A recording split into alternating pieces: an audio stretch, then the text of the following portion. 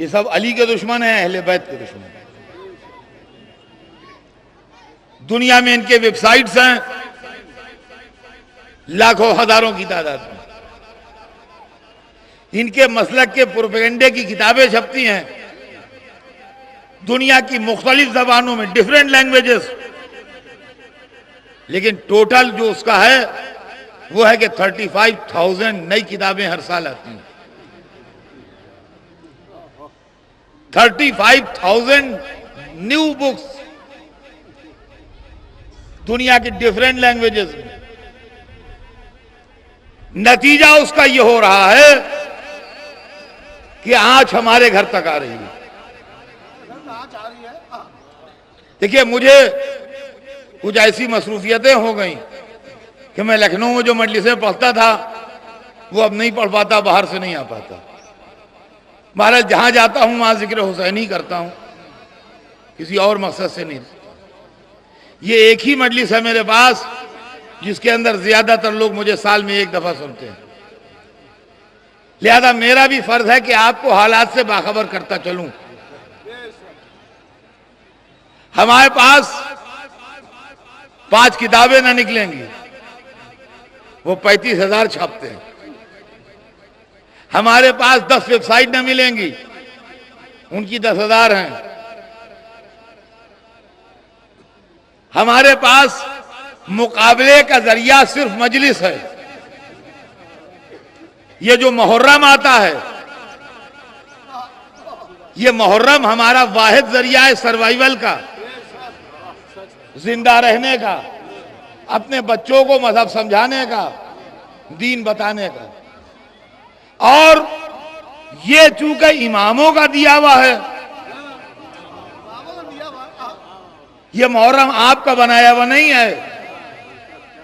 ये आप ना समझिए, मजलिसें आप करते हैं बेशक, मगर ये तोहफा आपको इमामों का दिया हुआ है। चूंकि ये तोहफा इमामों की देन है, लिहाजा हर मीडिया इसके सामने आके सरनिगू हो जाता है। और जब मैं जवानी में लखनऊ में पढ़ा करता था, जबकि मिसाल है उस वक्त के जवान अब बुढ़े हो चुके होंगे, और इस वक्त जो बच्चे नौजवान बैठे हों उस वक्त पैदा नहीं हुए होंगे। लिहाजा अपनी एक 30 वर्ष पुरानी मिसाल मुहर्रम के सिलसिले में पढ़ दूं, पढ़ी भी है,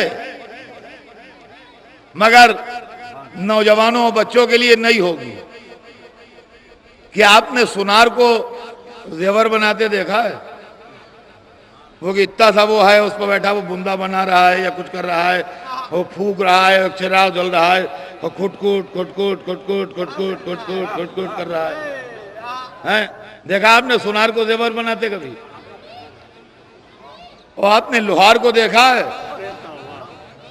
इतनी बड़ी भट्टी, बड़े बड़े अंगारे, इतना बड़ा लोहे का राड उसमें है, और वो लाल हो रहा है, और उधर से वो धौकनी वैसी होती है, उसको चला रहा है उसका शागिर्द बैठा हुआ है, समझे आप? और उसमें शोले निकल रहे हैं। और उसके बाद जब वो लाल हो गया अच्छी तरह, तो उसने वो लाल राड निकाला, और उसने, उसके शागिर्द ने उसे संभाला, और उसने हथौड़ा उठाया जिसमें 10-20 शेर लोहे का वो लगा हुआ है, हैमर, उन्हें कस के एक मारा तो लोहा टेढ़ा हो गया। इस मंजर को देख के लखनऊ में ये मसल बनी कि 100 सुनार की 1 लोहार की।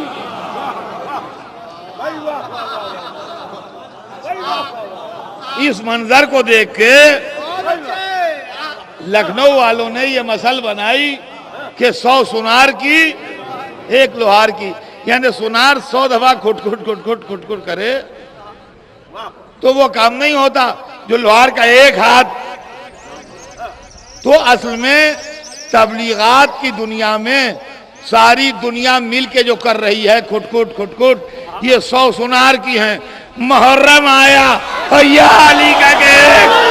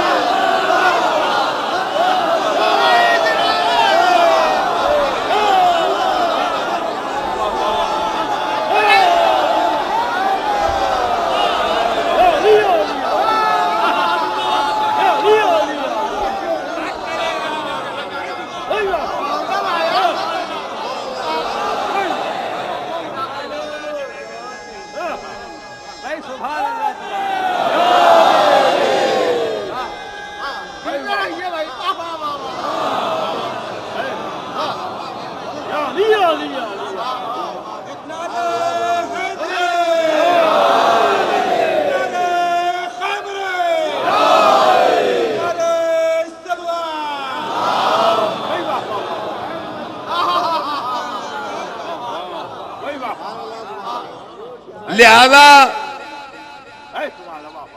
अज़ादारी और मुहर्रम का तहफ़्फ़ुज़, मजलिसों का तहफ़्फ़ुज़ बहुत ज़रूरी है।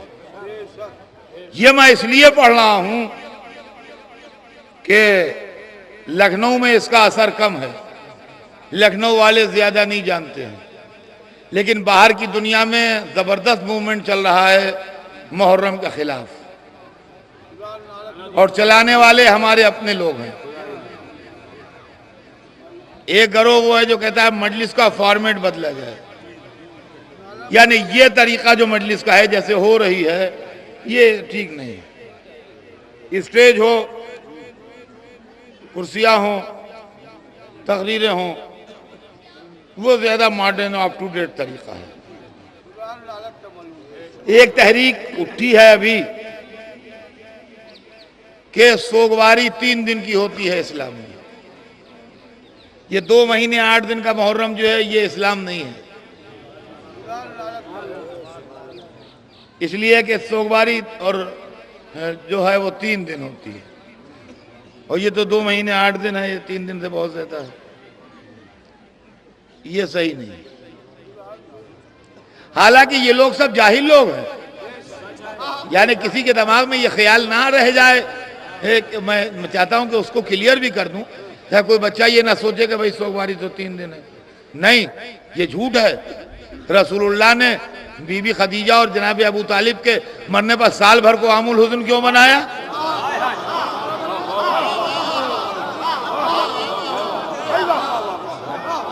अगर सोगवारी 3 दिन है, रसूलुल्लाह साल भर सोगवारी कर रहे हैं, रसूलुल्लाह साल भर सोगवारी कर रहे हैं। ये कौन सा तरीका है? रसूलुल्लाह से बताना चाहिए था इन मौलवियों को कि हुजूर क्या गलती है, सोमवारी 3 दिन है। मजलिसें अमा पगलियां बांध बांध के और हवाएं ओढ़ ओढ़ के, ये हाँ साहब हम वाह वाह के लिए नहीं पढ़ते, हम काम की बातें बताते हैं, हम ये करते हैं, हम वो करते हैं, और बेकार की बातें बके जा रहे हैं और कह रहे हैं काम की बातें बताते हैं।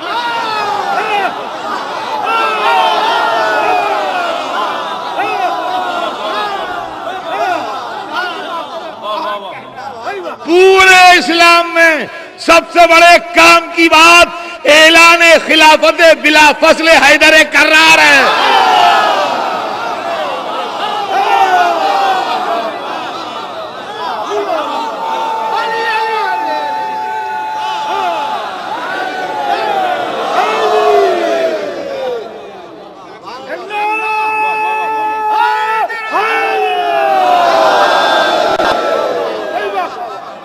इसलिए कि हम क्या और हमारी हैसियत क्या और हमारा किरदार क्या और हमारा इल्म क्या और हमारा पढ़ना क्या और हमारा सुनना क्या, सबसे बड़ी चीज कायनात आलम में अल्लाह के बाद रसूल थे, और रसूल ने जिंदगी भर काम की बातें बताई, और जब बता चुके तो आखिर में कहा गया अगर ये न पहुंचाया तो कुछ न पहुंचाया।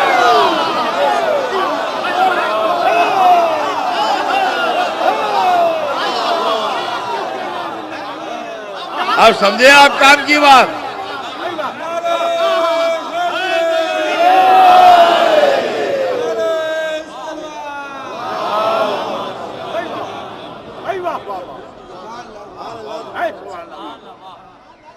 समझे आप काम की बात? तो उनका काम की बात, तो ये तहरीकें दुनिया में चल रही हैं, और इन तहरीकों के पीछे क्या क्या है अल्लाह मुझे माफ करे, बहुत कुछ।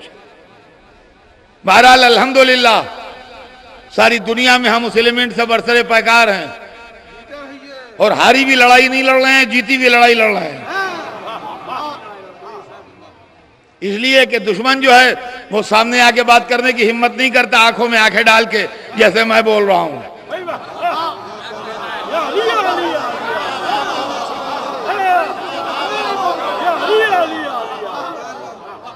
उनके पास हिट एंड रन की पॉलिसी है, मारो भागो। लड़ाई का एक तरीका है hit and run, hit and run का मतलब है हमला करो भाग लो, तो ये फरारों की शान है। हमला करो और ठहर जाओ, करार। हमारी हिट एंड रन की पॉलिसी नहीं है। हमला करते हैं हम, मगर मर्दों की तरह मैदान में रहते हैं। हदादारी वालों से जो मुखालिफत करते हैं, जो तकरीरें करते हैं, बेशक मैं इबादतों का, तबलीगात का मुखालिफ हरगिज नहीं हूं। जो मुझ पर ये इल्जाम लगाते हैं वो झूठ बोलते हैं। हर चीज जरूरी है, लेकिन जो नुक्ता समझाना चाहता हूं वो समझ लीजिए। एक मुल्क के लिए हेल्थ केयर भी जरूरी है कि उसकी आवाम की तंदुरुस्ती का भी अच्छा इंतजाम हो, अस्पताल अच्छे हों।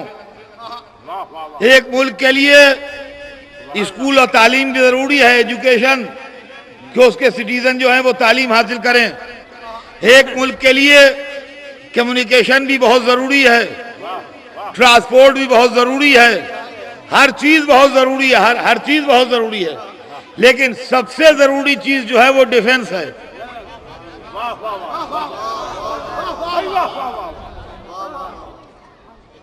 मैं अर्ली 80s में कोई जाता था मजलिस से पढ़ने, 81, 82, 83 कोई देखने के काबिल शहर था। जो लोग जा चुके हैं, देख चुके हैं, इस मजमे में होंगे, वो गवाही देंगे। ऐसा चमकता और जगमगाता हुआ शहर कि देखे जाइए बस।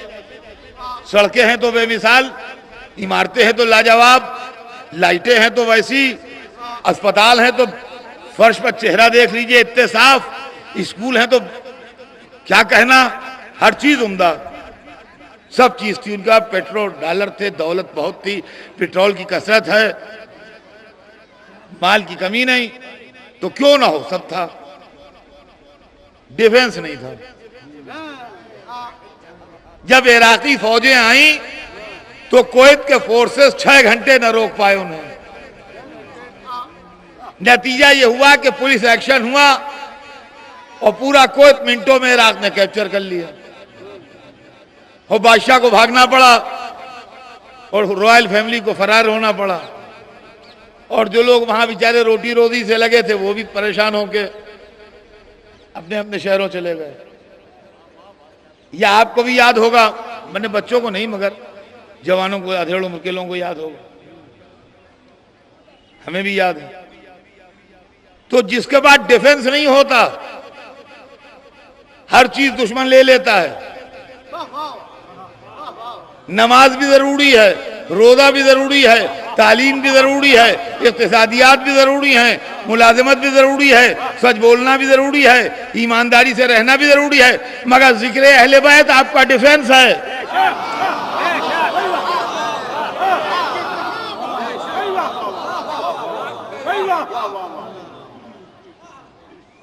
नमाजें पाबंदी से पढ़िए, कज़ा न कीजिए। कुरान कहता है अपनी औलाद को नमाज का हुक्म दो, रोजे रेगुलर रखिए, बहुत सवाब है। शब जुमा दुआए कुमैल पढ़िए, रमजान शरीफ में तिलावत कुरान कीजिए, आमाल खैर बजा लाइए, नेकियां करते रहिए, मगर साथ में फज़ाइल अली सुनते रहिए। इसलिए कि नमाजें, रोजे, दुआए कुमैल आपका किरदार बनाएगी, मगर आपका डिफेंस नहीं है। आपका डिफेंस गदीर है,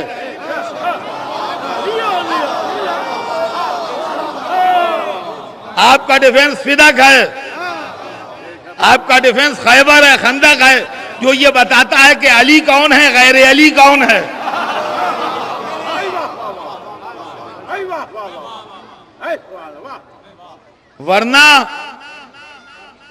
वरना हमारे बच्चे अगर दूसरे रास्तों पर निकल जाएं, इस प्रोपेगेंडे के सैलाब में जो वहाबियत का प्रोपेगेंडा चल रहा है, तो अब हाथ मलते रह जाइएगा, कुछ करना पाइएगा। हाथ मलते रह जाइएगा, कुछ करना पाइएगा। देखिए, मैं फिर बार बार कह रहा हूं कि मेरे जुमलों को गलत ना समझिएगा, हर चीज जरूरी है, मगर डिफेंस पर एतराज ना कीजिए। खैबर हमें अली और गैर अली का फर्क बताता है, खंदक हमें अली और गैर अली का फर्क समझाती है, गदीर हमें अली का मर्तबा बताती है, मुबाहिला हमें अजमत अहले बैत बताता है। अब अगर मजमा वाहुआ करता है तो ये उसकी मोहब्बत अहले बैत है, हम क्या करें?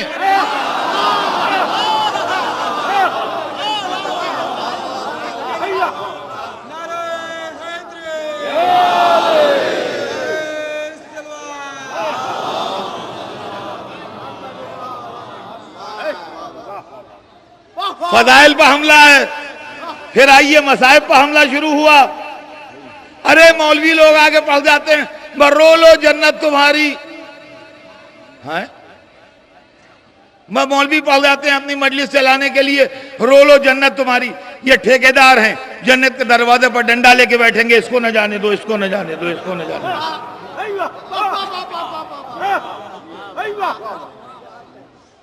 मौलवी आगे पढ़ जाते हैं, रो लो जन्नत तुम्हारी, रो लो जन्नत तुम्हारी। खबरदार जो किसी ने एतराज किया, पढ़ने दीजिए मौलवियों को, जितना पढ़ते हो उससे ज्यादा पढ़ो। रो लो जन्नत तुम्हारी, रो लो जन्नत तुम्हारी पढ़ने दीजिए, इसलिए कि हमारा मौलवी अपनी मजलिस में यही तो कहता है कि रोगे तो जन्नत में जाओगे, पर आया मौलवी तो कहता है सुसाइड बम्बर बनोगे तो जन्नत में जाओगे।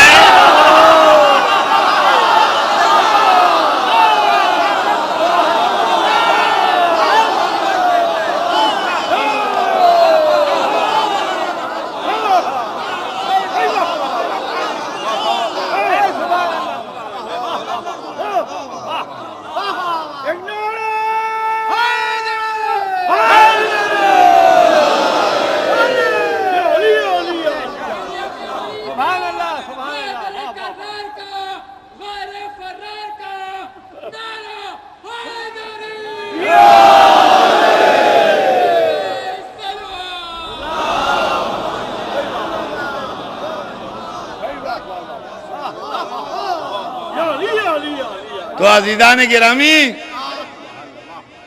ये रोना जो है ये हमारी जिंदगी की अलामत है, ये रोना भी हमारे मासूमीन की देन है। हम जन्नत की बात नहीं करते, उन्होंने वादा किया, हमने जन्नत नहीं मांगी। वो करीम लोग हैं, उन्होंने कहा है जो रोएगा उसे जन्नत दे। हमारी डिमांड नहीं है। अज़ीज़ान गिरामी, ये जन्नत भी, ये रोना भी, रोने को कभी छोड़िएगा नहीं। रोने ही ने आपको बचाए रखा है, वरना हम ही वो कौम हैं कि जिसके ऊपर करबला का वाकया गुजरा है। करबला के हम ही वारिस, हमारे इमाम थे जो शहीद हुए थे, लिहाजा करबला से डायरेक्ट रिश्ता हमारा है। और यहां मेरे नौजवान और बच्चे भी बहुत हैं, मगर बहुत पढ़े लिखे लोग भी बैठे हुए हैं, मैं सूरतें पहचान रहा हूं। जिन कौमों पर बुरे वक्त पड़ते हैं, जैसे हम पर वाकया करबला गुजरा, इसके दो रिएक्शन हो सकते हैं, आइदर आर, या ये, या तो हम में पजमुर्दगी पैदा हो जाए, डिप्रेशन आ जाए, जिंदा रहने का हौसला, गम की शिद्दत खत्म कर दे। तो जो कौम डिप्रेस हो जाए, पजमुर्दा हो जाए, जिंदगी की दौड़ से कट जाए, वो 100 बरस के अंदर अंदर मर जाएगी। हम जी के क्या करेंगे जब हुसैनी न रहे? अब घर में शादी क्या होगी जब उनका घर उजड़ गया? अब खुशी क्या मनाएं जब उन लोगों की खुशी छिन गई? अगर ये रिएक्शन हो तो 100 बरस के अंदर अंदर खत्म।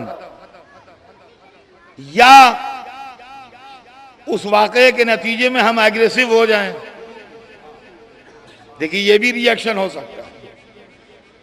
अली अकबर मार दिए गए, अब किसी का जवान बेटा हो जी क्या